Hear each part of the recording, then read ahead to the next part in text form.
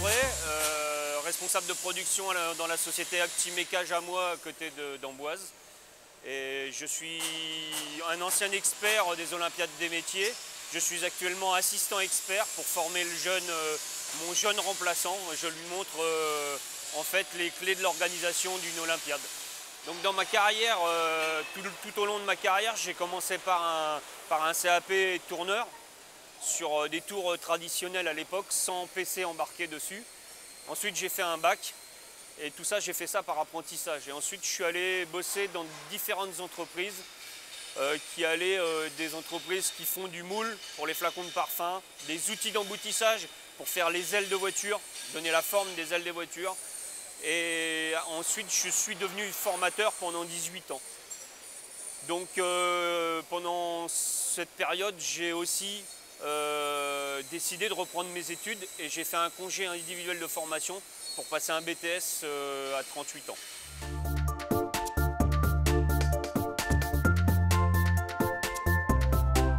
Les WorldSkills ou les Olympiades des métiers en France ont l'avantage de faire une démonstration et d'essayer de montrer réellement ce que sont les métiers en étant dans des dispositions presque comme dans un atelier.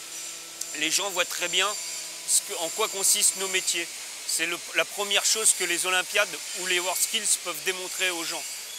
Deuxièmement, c'est aussi une compétition qui montre que la qualité n'attend pas l'âge.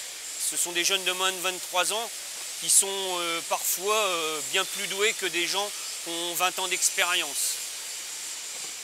Et ensuite, bien sûr, les WorldSkills sont une compétition, donc ce qu'on vient tous chercher ici, c'est non seulement montrer la beauté de nos métiers, mais c'est aussi de faire une compétition et de pouvoir se placer le mieux possible lors des WorldSkills internationales qui auront lieu au Brésil, au Sao Paulo en 2015.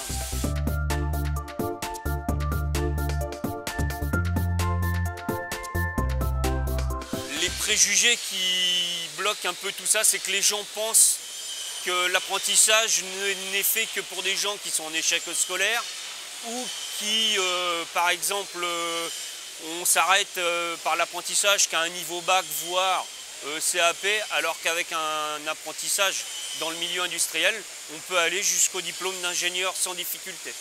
Le principal atout de l'apprentissage, c'est que de toute façon, quand vous vous présentez dans une entreprise, déjà on va vous signer une période d'essai.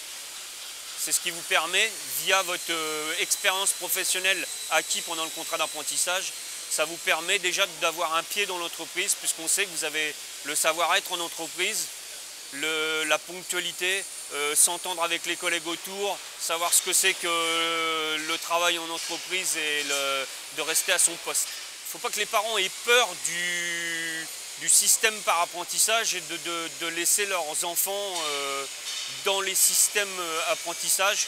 Moi j'ai mon fils qui est apprenti chaudronnier, qui est dans une entreprise Yvelinox et qui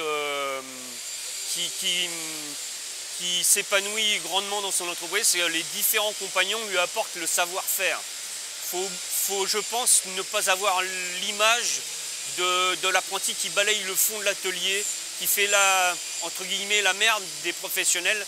Ce temps-là est terminé pratiquement dans toutes les entreprises.